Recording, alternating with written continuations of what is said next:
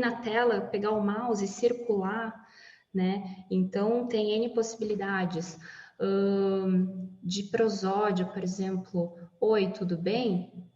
Oi, tudo bem? Né? Qual que é a pergunta? Né? Então, utilizar essa prosódia, a gente consegue fazer isso visualmente, com as flechinhas. Quando é pergunta, a entonação é lá para cima. Oi, tudo bem? Né? Esse intervalo, né, de quinta justa, talvez. Então, a gente vai utilizando de diferentes formas e muito visual. Para construir, estruturar frase, né, dentro de uma estrutura musical, por exemplo.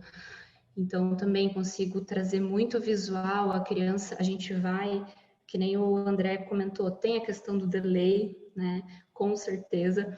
E aí a gente vai criando outras estratégias aí, faz pergunta e resposta, dubla, né?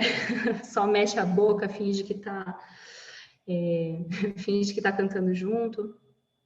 Mas assim, a gente vai se adaptando. Que mais? Nossa, enfim, são muitas possibilidades mesmo que eu me vi nesse meio online. E aí sim, claro, é questão de você realmente ir explorando, né? Explorando e pesquisando para ver como você pode cada vez mais melhorar o seu atendimento, né? E assim, de questões benéficas, eu diria que muitos pontos aí eu tenho para levantar. O André Brandalize mencionou muito bem, né, que é a inserção da família. Então, assim, o quanto mais próximo a família estiver inserida nesse tratamento, mais eficaz será, né? A gente precisa de intensidade, ainda mais no atendimento no autismo, então a gente precisa de intensidade no tratamento. Então, essa intensidade vem também por meio da família estar inserida, porque aí eles se apropriam mais das nossas estratégias, da forma como a gente trabalha, manejo, condutas, né? Que é diferente do que você está falando numa devolutiva, né? Eles estão vendo, estão presenciando, e é muito mais rico. E também a generalização, né? Então, a criança está fazendo ali com a gente, os pais estão juntos, opa, isso daqui dá para... eu posso, né, transpor essa habilidade para tal momento no jantar, por exemplo. Né? Então, eles generalizam muito melhor essas habilidades. E aí, claro, né, as devolutivas, assim, ficam muito mais, quando a gente for fazer a devolutiva mais formal, ficam muito mais práticas também, né? Então, os pais presenciaram e compreendem muito melhor. Eu percebi também algo que me ajudou bastante, que foi uma maior possibilidade de variar os materiais. Então, no autismo, a gente tem muito essa dificuldade, essa rigidez, na verdade, e às vezes a gente faz a atividade, a proposta de uma forma e a criança, o adolescente, enfim, querem que seja sempre dessa forma. Ou se a gente faz uma, duas vezes, já é o suficiente para criar um ritual e querer sempre dessa forma. Então ali eu sempre consigo muito mais fácil mudando um elemento, né? E aí eu consigo variar mais e isso eu possibilito uma maior flexibilidade, né? Para essa família como um todo, né? Em termos de estrutura visual, também, com certeza, né? Então, essa estrutura visual, ela vai favorecer muito a compreensão deles, a comunicação, claro, vai depender de cada perfil, mas eu sinto que beneficiou bastante. Intensidade, né? Que nem o André comentou, eu achei muito interessante, de fazer vídeos e mandar para as famílias.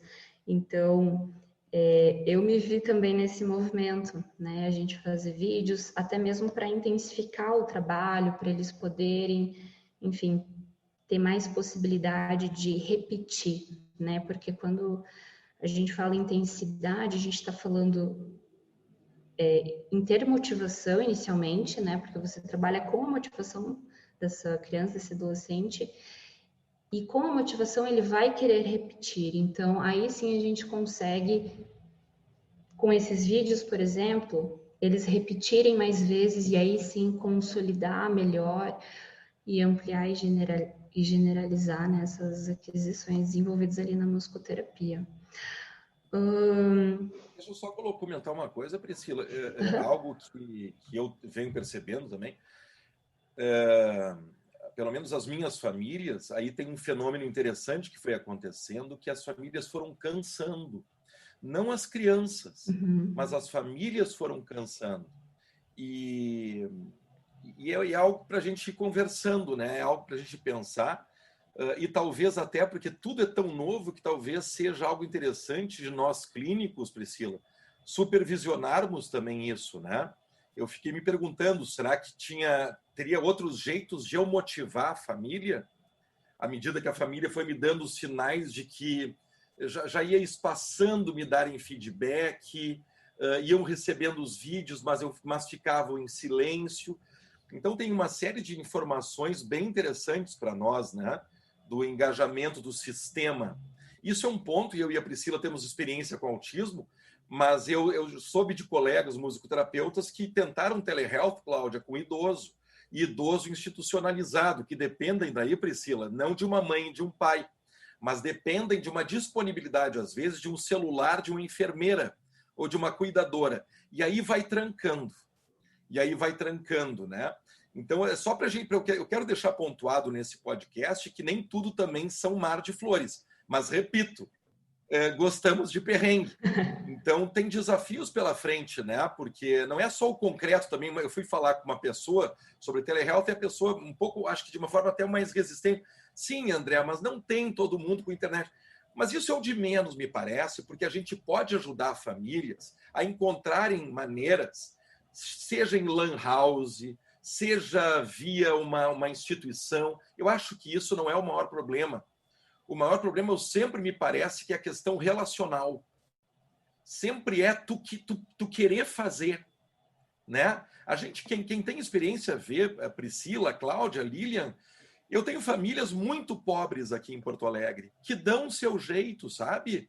Que conseguem até transporte que eu nem sabia que conseguiriam pela prefeitura, vão descobrindo, porque fazem grupos, Priscila, e vão descobrindo que teriam direito de um transporte público para levar o filho para as terapias.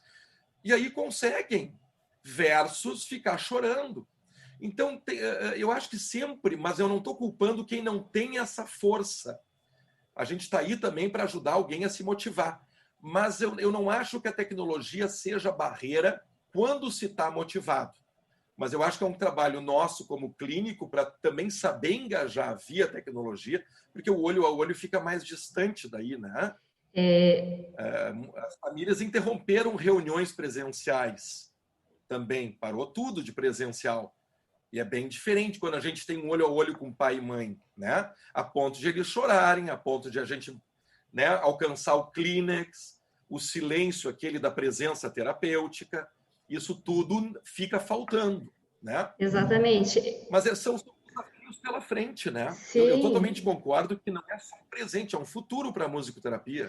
sim, e sem dúvida, assim, eu tive muitas famílias que estavam bastante resistentes no começo, porque não compreendiam esse leque de oportunidades mesmo, né? E aí, quando a gente mostra que pode existir, sim, muita motivação e muita interação via online, os pais foram dando mais credibilidade, foram acreditando, né? E foram vendo, de fato, grandes evoluções. Então, eu vi, inclusive, assim, pacientes com questões comportamentais, por exemplo, assim, um comportamento bastante rígido com relação à aversividade ao novo. Então, você imagina, você elabora uma proposta maravilhosa, você dedica muito suor ali e a criança simplesmente não faz, porque ela tem aversão ao novo. Então, assim, se não for o vídeo da galinha pintadinha, por exemplo, ela não vai assistir, ela não vai ver. E aí, né, vai todas as nossas estratégias e mais suor.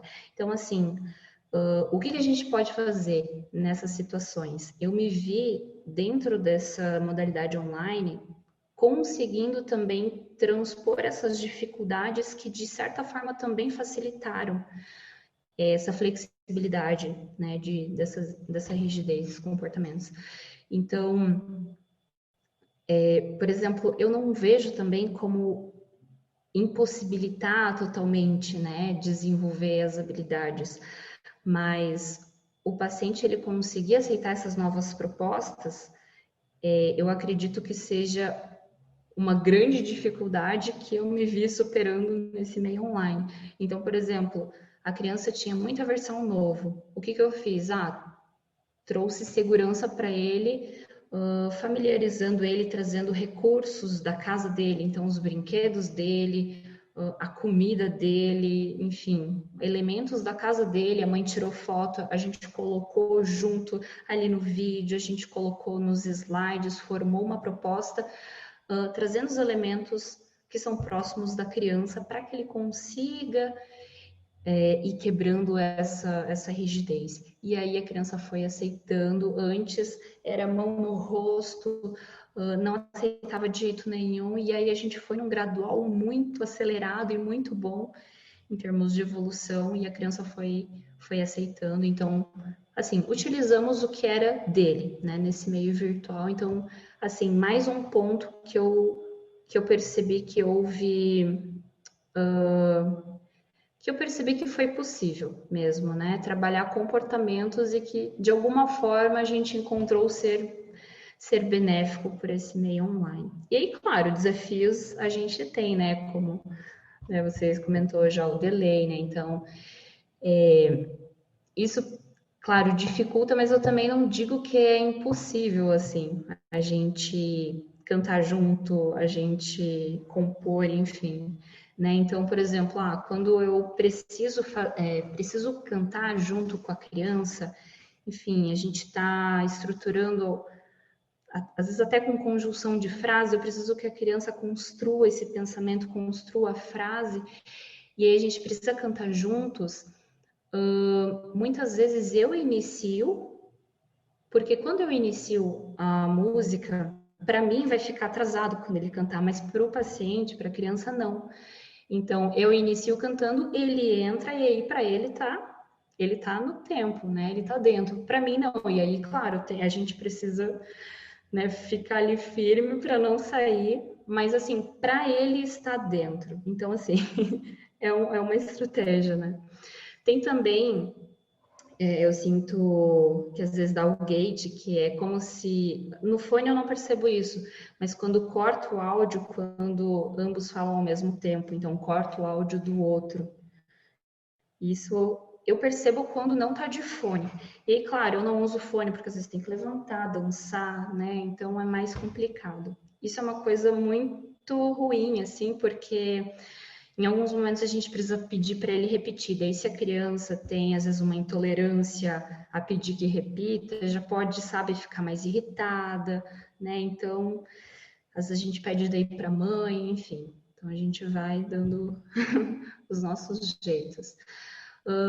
Uma questão também. Por um lado, a pandemia, nós conseguimos aqui, como classe, fazer dela, apesar de a gente não estar feliz de ela estar aqui, mas conseguimos fazer da pandemia oportunidades, né? Oportunidades. Ao invés de deprimirmos como classe, a gente reagiu via UBAN e cada um de nós conseguiu encontrar oportunidades que agora, quando a gente vai conversando, não precisa nem ser presencial, mas a gente vai trocando, um vai aprendendo com o outro, e olha o que a gente está crescendo, e eu agora também quero me referir não só à clínica, mas os encontros que a gente está fazendo de um profissional com outro pelas lives, por eventos, por trocas, quer dizer, então hoje a gente pode ser supervisionado, se quiser, a gente aprendeu isso. Se eu quiser ser supervisionado por um musicoterapeuta francês, é só marcar a hora. E eu pago por PayPal, não é isso? Então, olha que interessante, eu até antes da pandemia, isso não era algo normal, cotidiano na minha vida. Hoje a gente está muito sensível a que o mundo ficou menor, apesar do distanciamento. Então, eu posso clinicar uma criança com autismo em Manaus agora. Não é, Priscila? A Cláudia pode dar uma assistência a uma casa, a um lar, a um grupo de pessoas em Manaus. Exato. Então, é bonito também, que eu acho que a síntese, pelo menos que eu entendo dessa nossa conversa, é que de algo muito assustador, Lilian falou isso, Cláudia falou isso, Priscila falou isso e eu falei isso, muito assustador, está transformado